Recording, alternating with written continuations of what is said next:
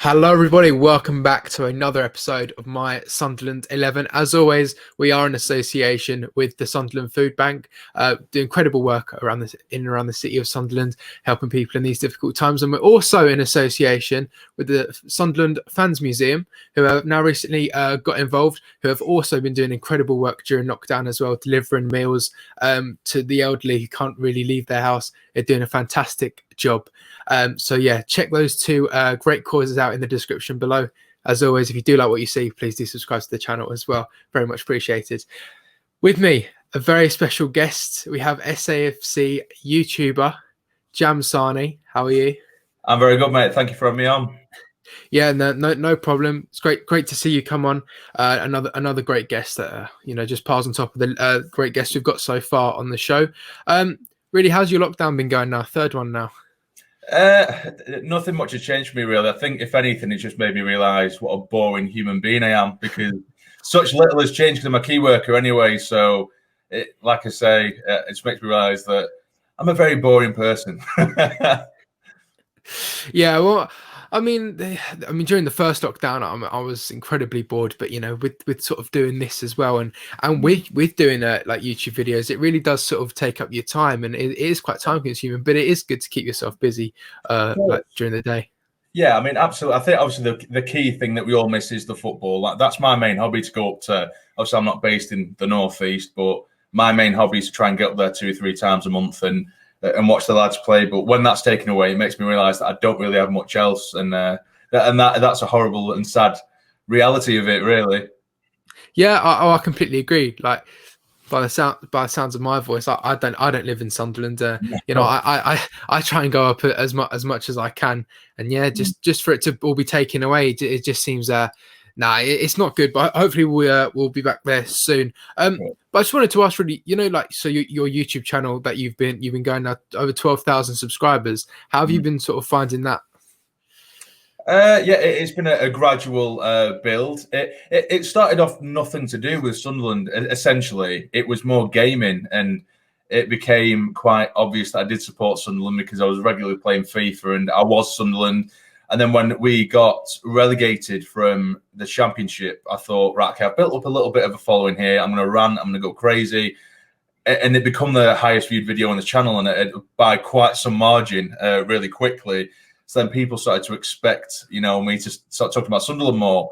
So that's just the way it's happened, and it became sort of unnaturally grown into a Sunderland fan channel. So yeah, there's the gaming side and there's a Sunderland side, but the Sunderland side is well and truly dominated for the last couple of years, in mainly negative ways. But Yeah, what I wanted to know is as well. So you start making these videos of you being a Sunderland fan, and then you obviously build up a following. You then go to Sunderland games, and people start coming up to you and start recognising you. What was that? What was that like for people to actually start recognising you?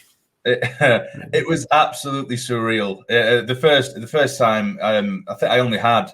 Well, I say only, still a lot, but I think it was just under 1,000 subscribers at the time.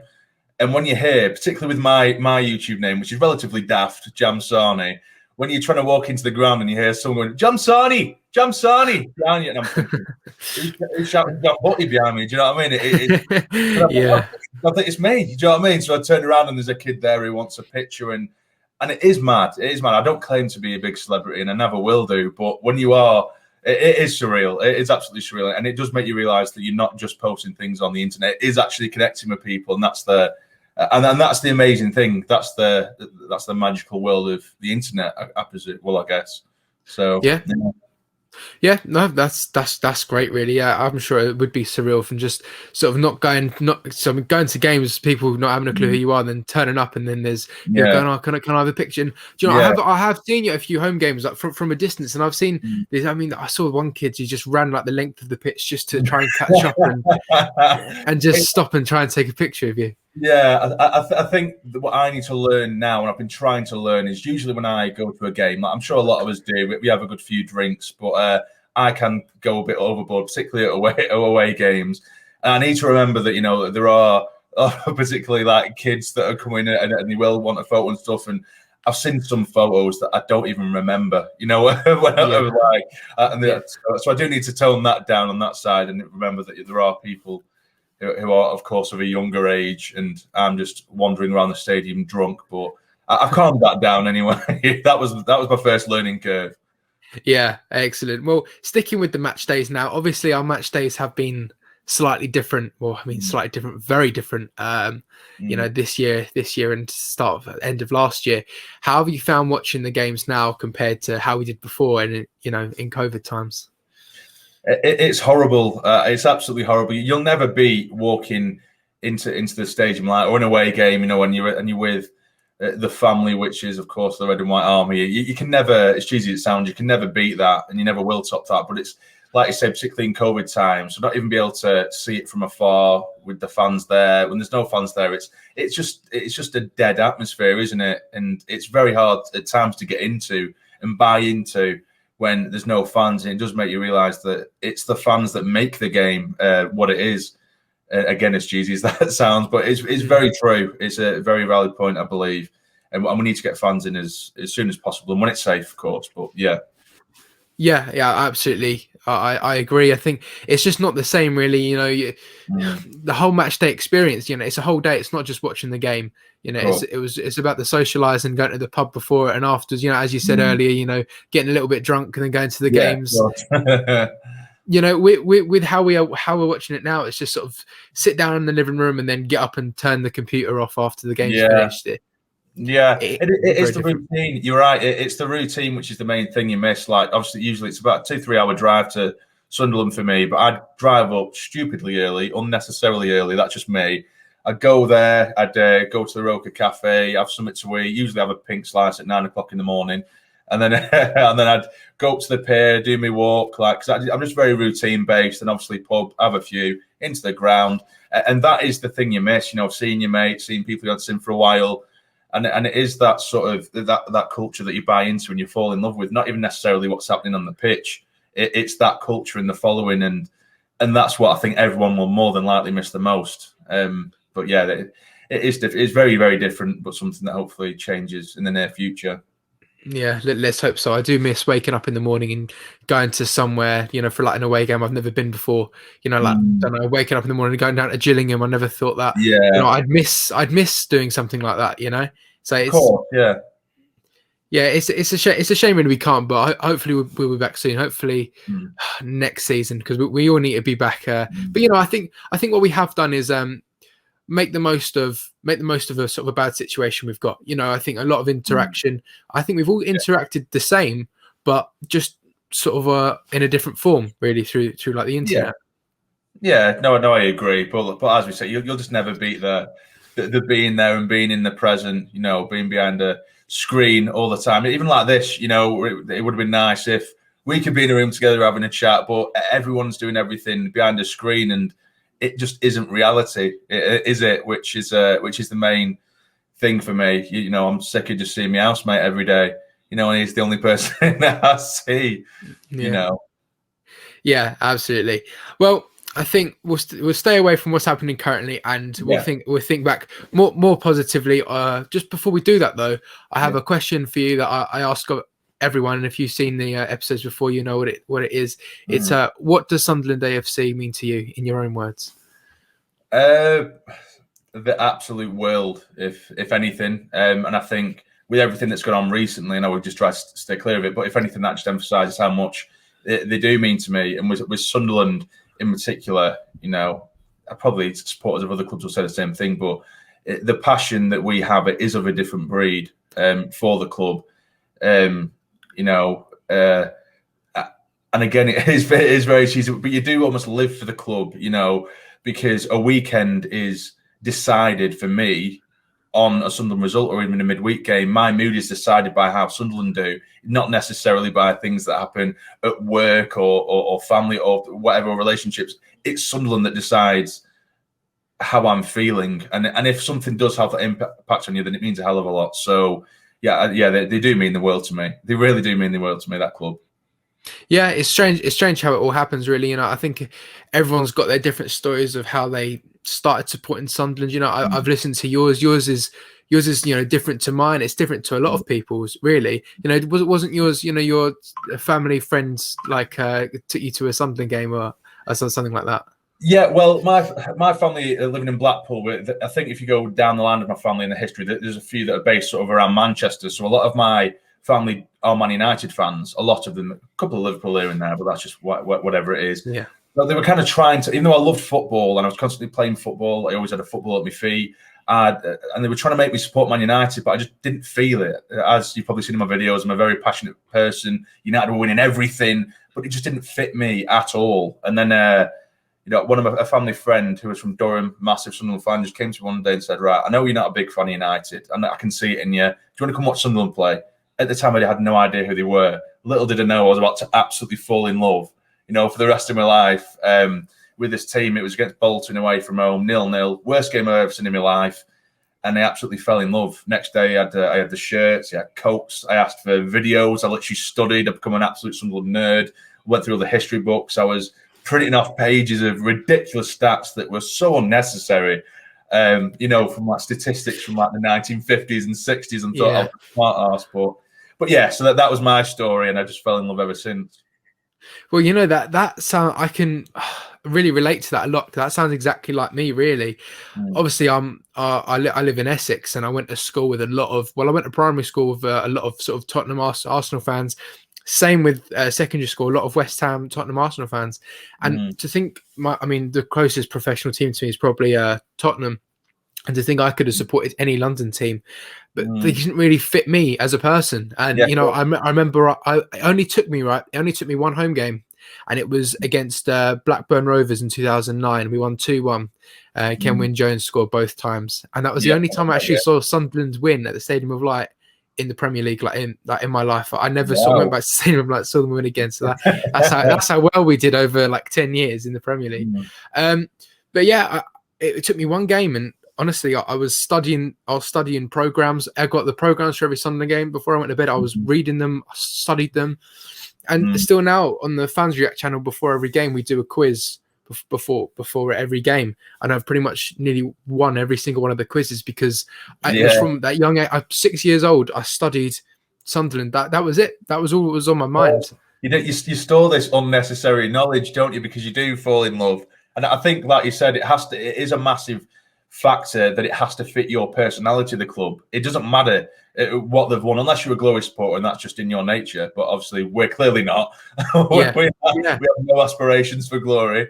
But but Sunderland, it fit me. I was just met with this sea of red and white that were just screaming towards this pitch of terrible football that was going on, and it grows in you, it goes in you, and just immediately. So yeah, I fell in love, and you'll find, like you said, with the unnecessary knowledge that you learn, I probably have better knowledge of before I even started supporting someone rather than the more modern times. Like, you might ask me a question about what happened in 2008, 2009, and I won't have a great memory of it. But if you want to know what happened in the 1960s, I'll tell you like that.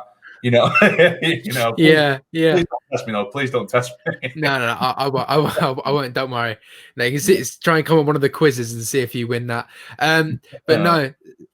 So yeah, no, that's great to hear. I'm sure a lot of Sunderland fans would. I enjoyed listening to that as well because I clearly related to it quite a lot. But yeah, we'll stick with your great memories, and this is what this series is all about: listening through your starting 11. So we'll start, obviously, your number one between the sticks in goal. You've gone with it's Tommy Sorensen. I've gone with. I know that you have had a few of your guests already say Sorensen. I believe. Yeah, quite a few, but there's been some other interesting choices. Yeah. Of course, there was a lot of different choices I could have gone for, but Tommy, and there is a little bit of a theme within this squad. There's two or three that I just couldn't ignore, even though when I started supporting Sunderland, it was sort of 99, 2000. There were just some plays that I was just hooked on as a kid and I couldn't get away from. And Tommy was a part of that family, that group, that spine of the team. When I first started supporting Sunderland, it was just so reliable between the sticks. He was a monster, and I think you could hear him commanding that box from anywhere across the stadium line. He was decent with his feet as well. You could rely on him if it was coming back to him at his feet. And obviously, he had that penalty save against the Mags. Just a very, very good keeper, and I have only fond memories of Tommy Sorensen. Yeah, yeah. A lot of people have said Sorensen, and yeah, it was for that sort of save as well. That was what he's sort of Mm, best remembered for. You know, if you do something in the derby, you know, you'll yeah. be remembered however well you played. You know, like you take David Vaughan for example, a player that Mm. you know he wasn't maybe the greatest, but he scored that incredible goal. Oh You God, know, yeah. against Newcastle. And then I've got Sorensen's. He got his save here as well. Like, Yeah, you know, that will just be yeah, remembered forever, really. yeah. And Oh, I love that. I love that. I yeah, do. I love that. I can't, literally look at the smile on my face just from seeing that save. yeah, I know. Just incredible memories, and yeah, Mm. that's great to hear. So yeah, that's a great goalkeeper to have. We'll go start now with your fullbacks. So we'll start with Yeah, your right back. yeah. Right back is Mr. Reliable Phil Bardsley. Mm, So for him, you know, you can't really go wrong with Bardsley. He'd always put in a minimum of a sort of 7 out of 10 performance. You know, he wasn't a flashy right back. These days, you have, you know, sort of wing backs that can basically be right midfielders. With Bardsley, even though we did chip in with a goal here and there, he was just so comfortable defensively. He was a monster at times and impossible to get past. So hard working. And I think that with Sunderland fans, we relate so much to hard-working players, even if they don't have, you know, quite the sort of technical ability you would want them to have. If they give you 100%, you're going to love them, and that's exactly how Phil Bardsley come across to me.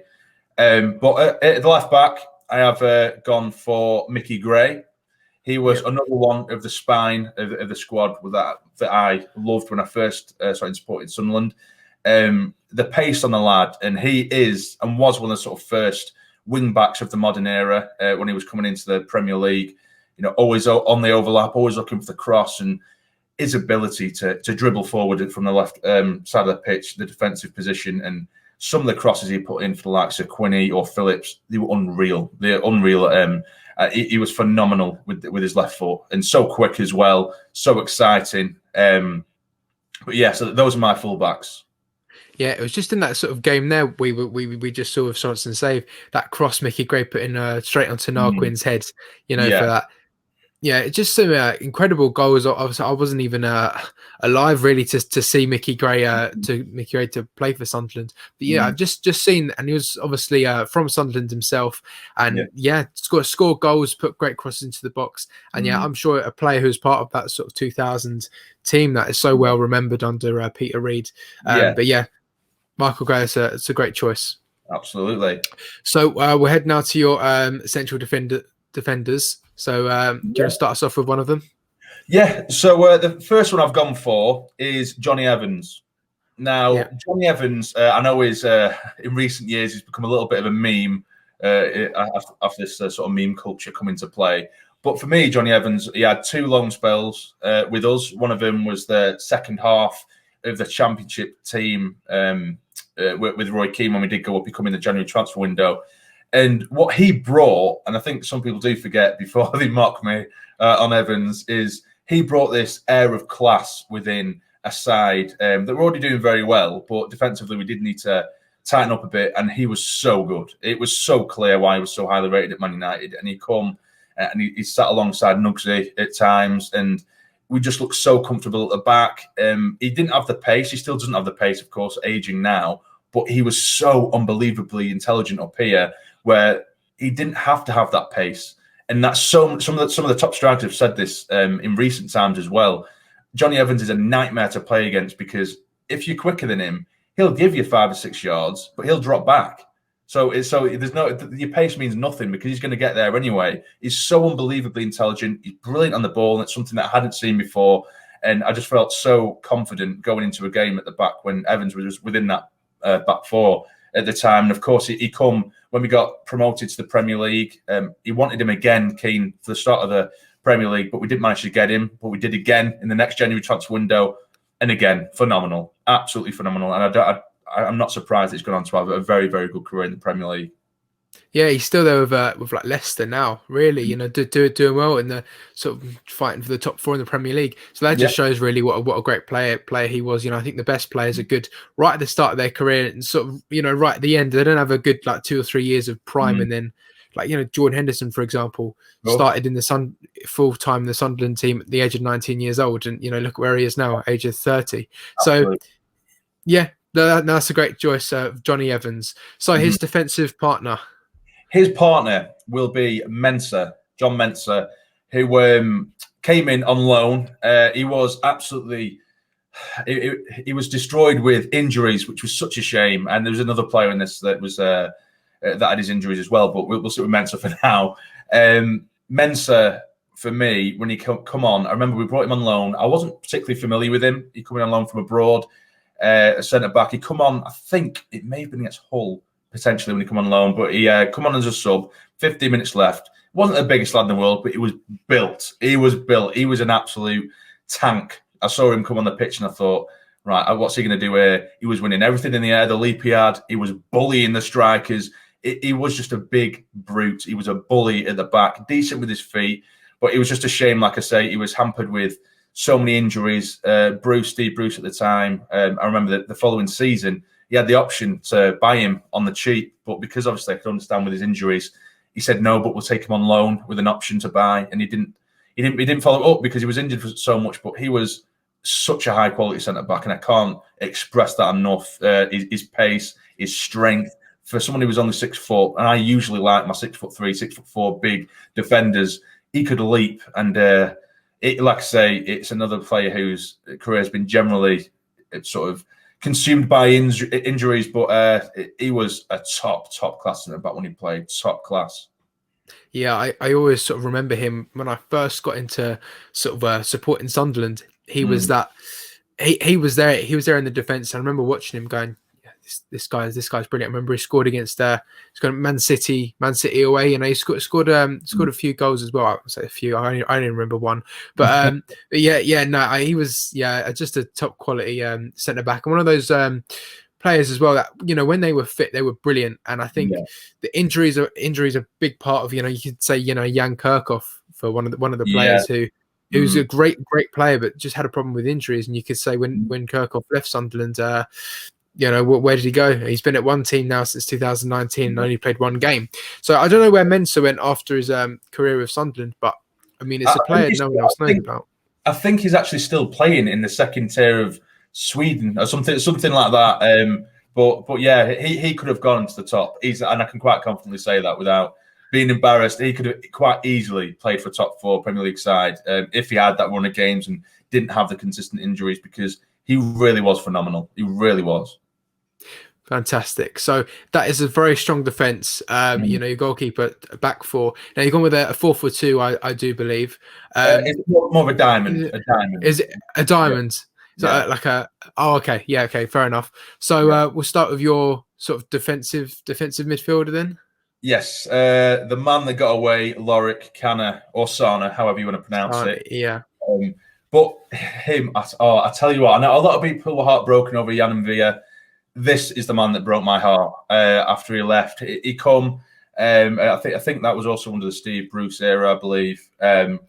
He was just a lion. In terms of, you know, Catamol was very similar in the sense of, you know, very committed, very aggressive, but kind of had that quality to boot as well, where, you know, he was good on the ball, he was quick, aggressive, he could get forward, he was winning headers, and he was just the absolute definition of a warrior. He got the captain's armband immediately, and for a reason. And then only after one season, I think he had his family issues or whatever it was. You know, maybe his family couldn't settle. I can't remember exactly what it was, but he left after one season and went into Europe. I think it may have been Fenerbahce or someone like that. I can't remember. But he went back to Europe for family reasons, and that broke my heart. That absolutely broke my heart because, like I said, I'm a very passionate person myself, and when you see that on the pitch, you fall in love with it. So for it to be taken away after a season, that was horrible. Yeah, well, I do remember Lorik Sana saying in a podcast, he said sort of the reason why he left Sunderland, I think he was there on like a 2 or 3 year contract. And he said after the first year, he was sort of not getting to the end of his career, but he was sort of at the age where it was like, you know, sort of now or never. And he got a move. Galatasaray is a team that he said he grew up supporting, and it was his dream to always play for Galatasaray.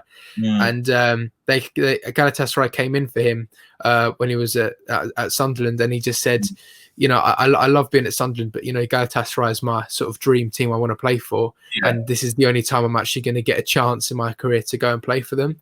So I think that's why he said he did go over a knee, which yeah, I mean it was heartbreaking for a lot of people, but I don't think people noticed in such a way, because the next season we still did brilliant in the Premier League with Henderson and Catamol. But yeah, I remember Lorexana, like you could think back to the 1-0 Liverpool home game where I think he might have played centre back or midfield. I'm not too sure.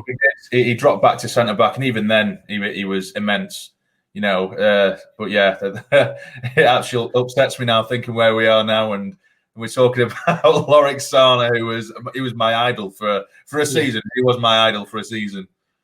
Yeah, no, he was fantastic. A player we'll always remember, and it just shows you don't need to be here for 5-6 years to make a name for yourself. He's here for one, and he did that. All you need to do is watch 90 minutes of this lad, and you fall in love with him. Yeah.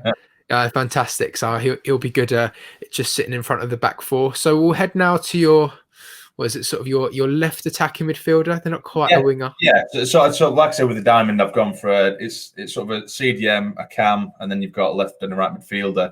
On the left, I've gone for Julio Walker, one of my favourite players of all time, alongside someone else who is in the team. I could have easily put him at left back because he did mix and match between left back and left midfield, but I thought I'd cheat and just stick him in left midfield. But Arca for me, after the 2002 season, 2003 season, when all the sort of backbone of the players I love sort of fled from the club and they all went and got big contracts elsewhere, Arca stuck around and really cemented a place in Sunderland fans' hearts. He dragged us up to the Premier League again. And down again and up again, because we're a yo-yo club for a while. But the quality of this lad was undoubtedly one of the best I've ever seen. A wand of a left foot, a little bit like Mickey Gray in that sense, but he was so technically gifted. He'd drift past players like they weren't there. His creativity was second to none. And again, it's another player with a lot of work rate, which I love. And he scored plenty of goals, plenty of assists. And he loved the club. He loved the club, and he would have played for the club forever if it weren't for the fact, we needed money at the time where he did leave, and he ended up going to Middlesbrough. He stuck around the northeast, and he just epitomises what we want in a Sunderland player. Yeah, I think he's moved back to sort of Argentina now, but I think he does sort of want to come back. I've heard that from a few people, and the guests I've had so far, nearly all of them have chosen Julio Arca, in their team, because he just was that great player, really, and. You just see the goals he scored and what he did, and how much fans love him. And I think Sunderland fans, you have to be quite good, really good to for Sunderland fans to actually really admire you, and for someone just to come to the northeast from Argentina, didn't know anything about Sunderland, although I think he was pictured with a Sunderland shirt when he was when he was young. But it's great to see. It's great to see players like foreign players come and actually get the northeast. He stayed there, and I think he's sort of got a little northeast Argentinian accent now. So that's. So I think it's nice for the Sunderland fans to see a player come and connect with the area. But yeah, Julio Arca, great choice. So I think we'll switch over now to your right midfielder. Yep, my right midfielder is Steed Malbranque. Again, another very, very technically gifted player. Probably one of the best dribblers I've seen on the ball. For us anyway, he was brilliant, scored goals. It was his creativity in it, and his I'm not gonna of course compare him to Zidane, but he had those kind of features, where he wasn't absolutely rapid, but he could just walk past a player at a pace, but the opposition had no option but to let him go past, because he was just so clever. He was so clever. He was always one step ahead of his opponent, and like I say, his eye for goal and for a pass was unreal. Again, it's another player with work rate, and I think that you'll find this with the squad that I've got, and I think you need to be a certain breed for a Sunderland fan to fall in love with you. And if you have the quality to back up your work rate, then you're in my team, and Malbranque had that in abundance. Yeah, I've said before in a few episodes. I'll tell you as well. Like, my first sort of memory of supporting Sunderland at the first few games is when he used to go over and take a corner, and everyone just used to go Steed.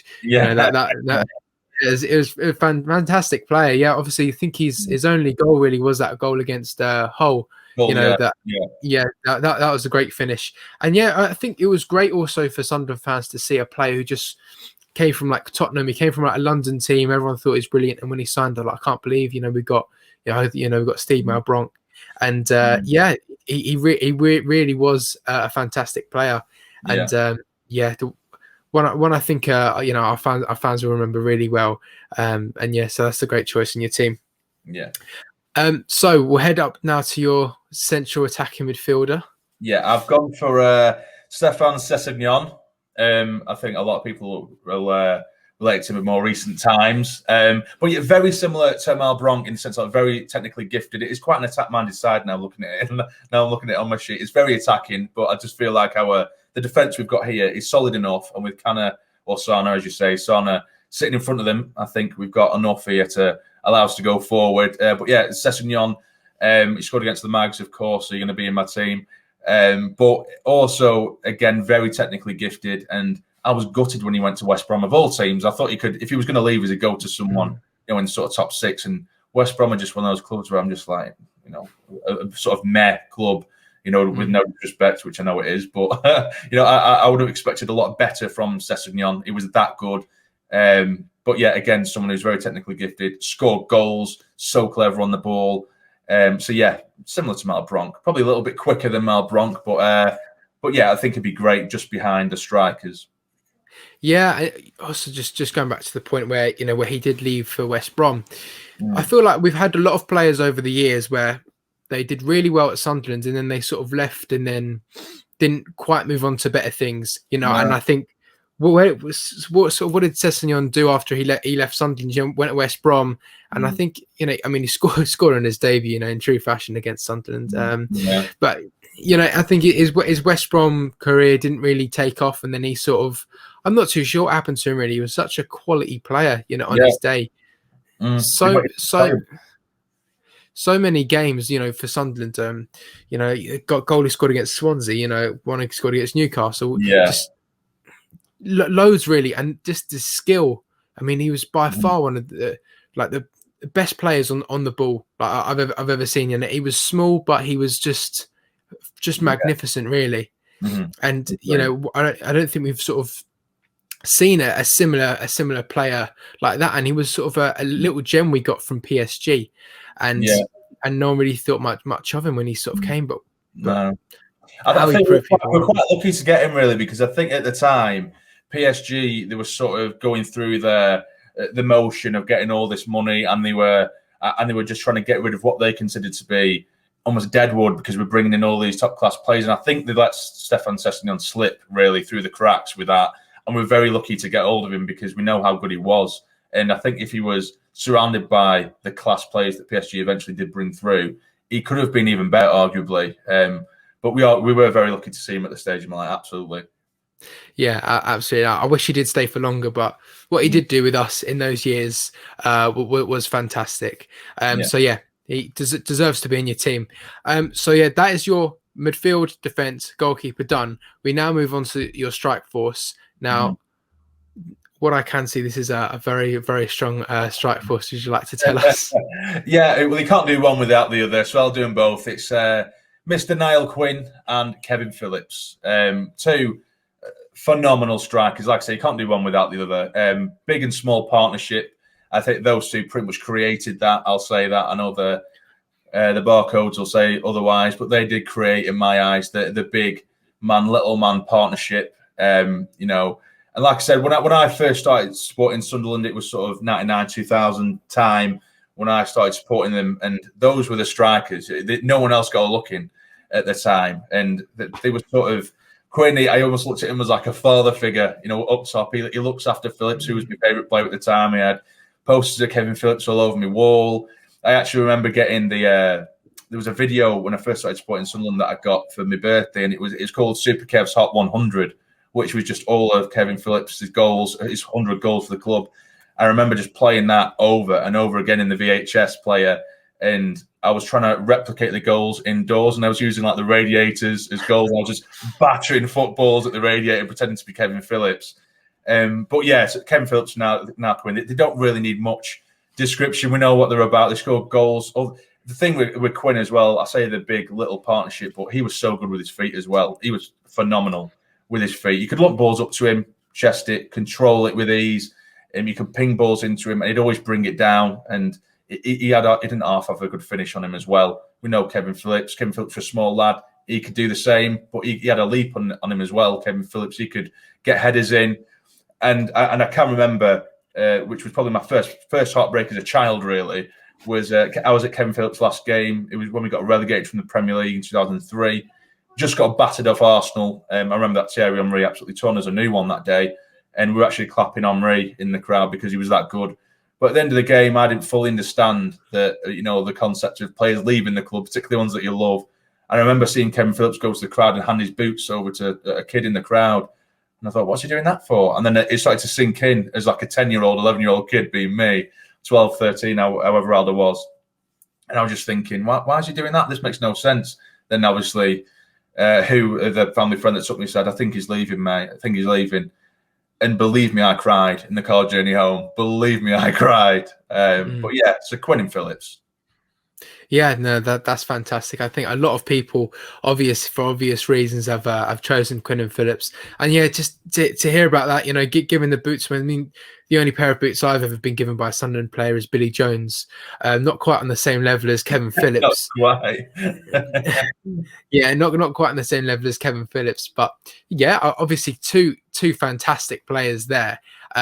And yeah, as you say, with Niall Quinn as well, being such a tall striker, and people normally expect just them to be target men, not with fantastic control, but yeah, as you say, just so skillful with the ball at his feet. Yeah, absolutely, 100%. A little bit like an early Ibrahimovic, maybe.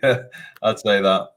Yeah, and of course as well, his strike partner Kevin Phillips as well, and I've said in sort of every episode where people have chosen him that he wasn't just a striker to score tap-ins. He wasn't. He did score a lot of tap-ins, but he also scored volleys and that chip against Newcastle. He just scored the most incredible screamers as well. Well, my favourite goal of all time was actually the goal he scored against Chelsea. If you've seen that one, when the ball bobbled on the half volley and he hits it from 30 yards out, and the way he volleys it and it swerves from left to right and does the keeper right into the top corner. My God, I watched that on repeat as a kid. I and tried to replicate that. Probably bust a few windows at the same time, but yeah, that was my favourite goal of all time. And if you score my favourite goal of all time, you're going to be up top for me in my best 11. Yeah, of course. Yeah, again, just Kevin Phillips. Really, that goal he scored against Chelsea was quite memorable, and I think he's such an underrated striker at the time as well. Not really getting a look in the England team, as much as other players were. Because you had other obviously great strikers at the time. But I mean, Kevin Phillips, the only other Englishman to win the European Golden Boot. It does seem a little bit strange why players who have seen it before play for Sunderland and not in the England team. Absolutely. I think it's because it's not deemed fashionable. The North East in general, it's not deemed fashionable. It's always the sort of top four or London clubs. It's very rare that you see it happen. And it was a shame. And at the time, I just think there was just such an abundance of strikers in that England side. Of course, you had Michael Owen coming through. It was Owen and Heskey, really, that you were seeing up top for England quite a lot at the time. So it was always going to be difficult for Phillips. And I think at the time, particularly when like Sven-Goran Eriksson was the manager, and I think Glenn Hoddle the one who was who gave Phillips his chance? I can't quite remember, but at the time, there was a lot of quality up there. That it was always going to be hard for Phillips. Coming from Sunderland, it was always going to be hard for him to get within that England side. But it is criminal; he weren't given more of a chance. Yeah, of course. We've seen it with a few players. I remember, quite a few years ago, people were saying Catamol should have been part of the England squad at some point, when he was in his prime. And it is a shame. I think that England, they sort of are more focused on players who play for Tottenham and Man United and exactly what they deem fashionable. Because I don't know, Sunderland to a lot of people doesn't seem very, very fashionable, but I think you have to really go there to understand what it does mean.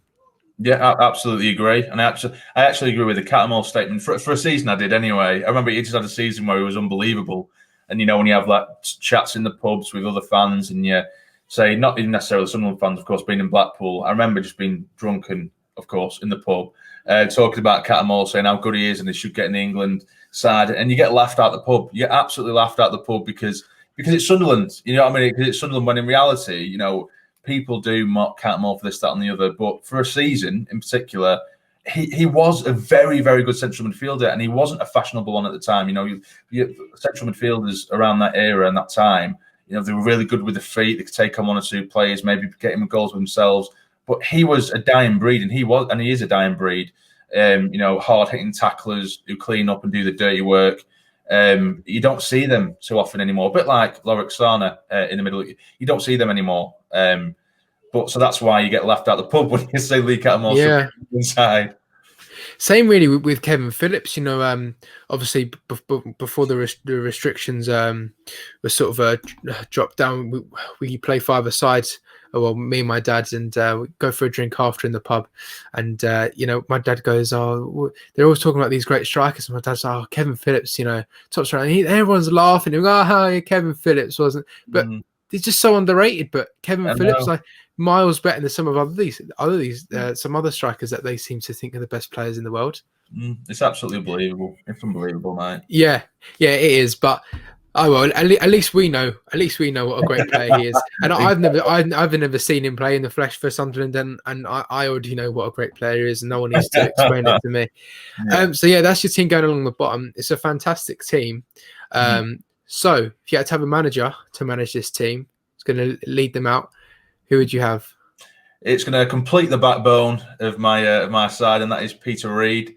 Of course, we know what he achieved. I'm sure you've gone through it already several times, but with other people, I'm sure a lot of them said Peter Reid. But like I say, I started supporting the club when I was sort of 8 or 9, and I spoke about Quinny being the sort of father figure, but it was Reid. It was Reid who was my sort of father figure. He looked after the club, and that's what it was for me. He was a part of the furniture when I started to support the club and fell in love with the club.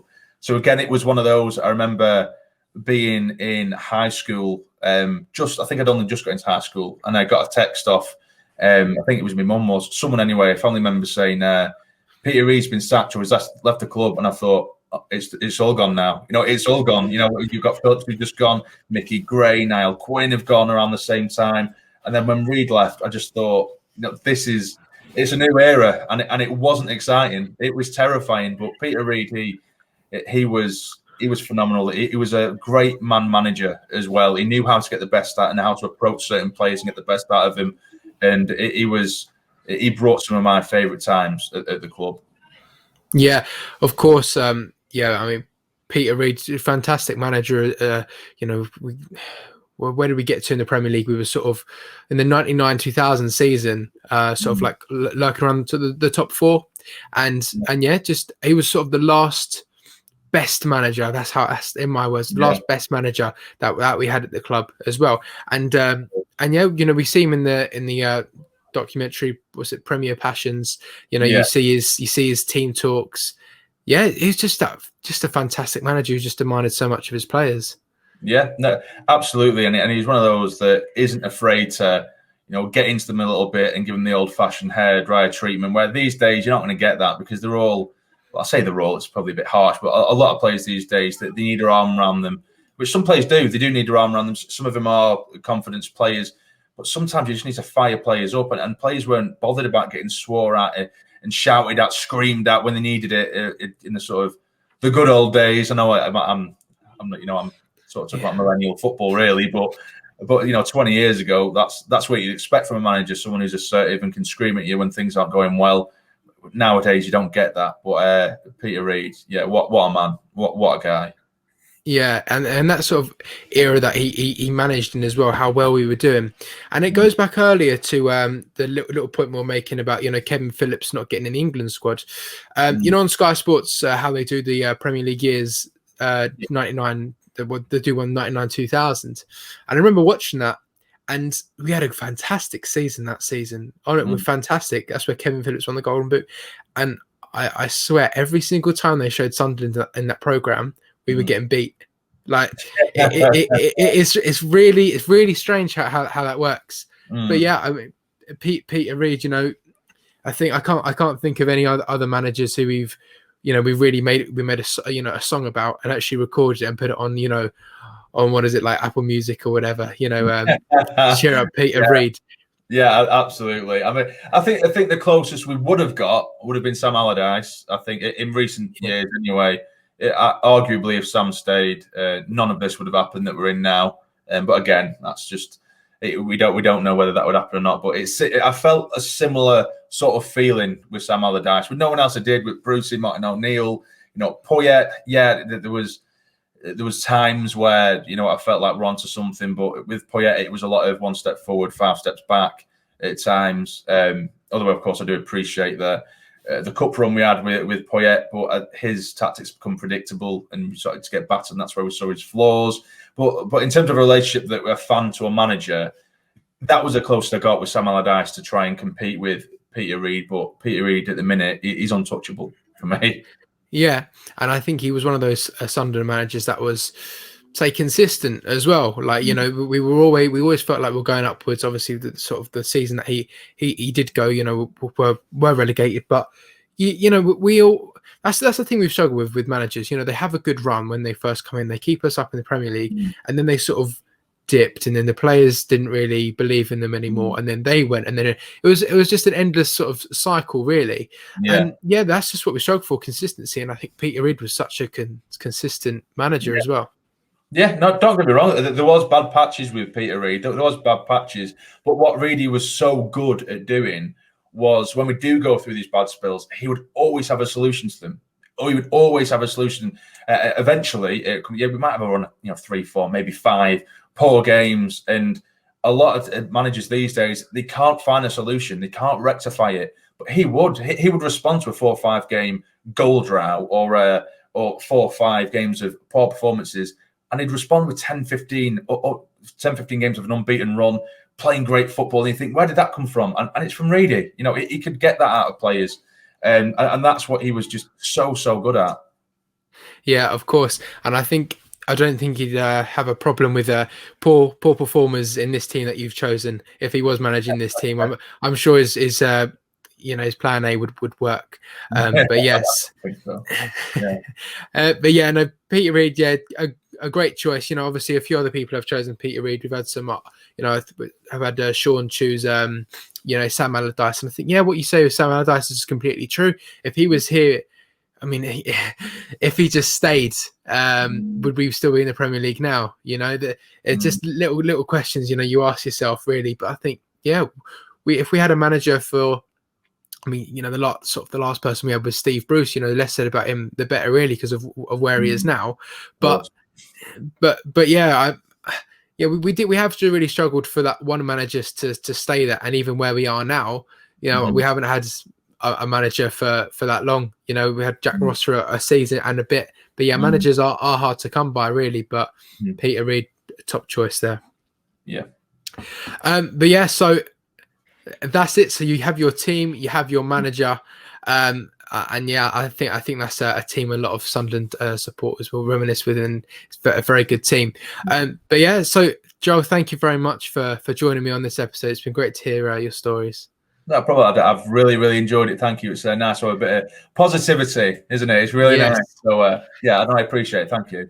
That's okay. Yeah, no problem. That's what the series is all about. It's just positivity. And yeah, so partly what the series is as well, helping people out. So as you can see there, and then over in that one there, yeah, the Sunderland Food Bank as well. So we have both sort of charities here as well. So please do definitely go and check them out. Look how you can get involved. Just do incredible work. But yeah, you'll see it all for yourself as well. Fantastic causes. And yeah, again, if you have enjoyed the video, please do leave a like, subscribe. I can't do the outro as good as JamSarny does it, but yeah, my vote. We'll see you all in the next episode. How are the lads?